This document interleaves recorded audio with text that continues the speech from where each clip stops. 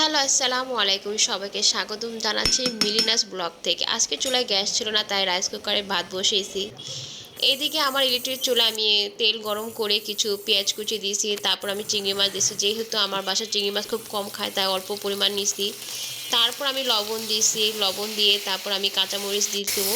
কাঁচামরিচ দিয়ে আমি ভালো করে নাড়াচাড়া করে আমি এখানে রসুন বাটা দিয়েছি। রসুন বাটা দেওয়ার পর আমি এখানে একটু ভেজে নিয়ে তারপর আমি একটু পানি দিয়েছি। পানি দেওয়ার পর আমি একটু হলুদ গুঁড়ো দিয়েছি। তারপর এখানে ভালো করে একটু জাল দিব। জাল দেওয়ার পর আমি এখানে একটু মরিচ গুঁড়ো দিছি। মরিচ গুঁড়ো দিয়ে তারপর ভালো করে কষিয়ে তারপর আমি এখানে পালং শাক দিব। যেহেতু আমার বাসায় গ্যাস নাই, গ্যাসের সমস্যা, তো আমি আজকে একটু ঝটপট রান্না করব দুপুরের জন্য। তো আমি এখানে পালং শাক বসাইছি। তো পালং শাক এপিট নাড়াচাড়া করে তো আমি এটা ঢেকে দিব।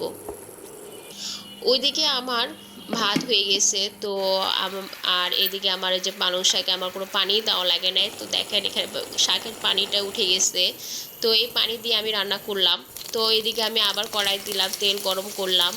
2 পিস কই মাছ ভাজবো।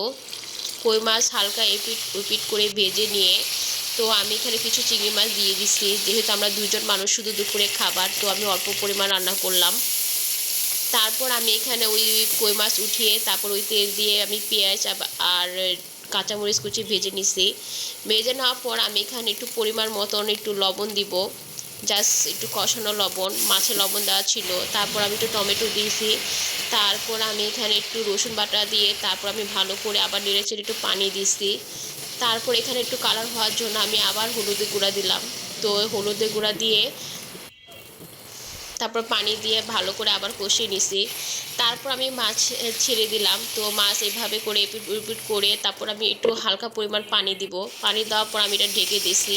ঢেকে দেওয়ার পর আমার মাছ হয়ে আসছে। তো এখানে কিছু পানি ছিল, এই পানিগুলো আমি শুকিয়ে ফেলবো। তো উপরে আমি ধনেপাতা দিয়ে আবার একটু নাড়াচাড়া করে একটু হালকা পাতলা করে ধনেপাতা একদম পুরো হয়ে গেছে, মিশে গেছে।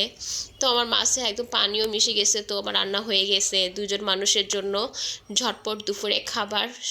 সবাই ভালো থাকবেন। আল্লাহ হাফেজ।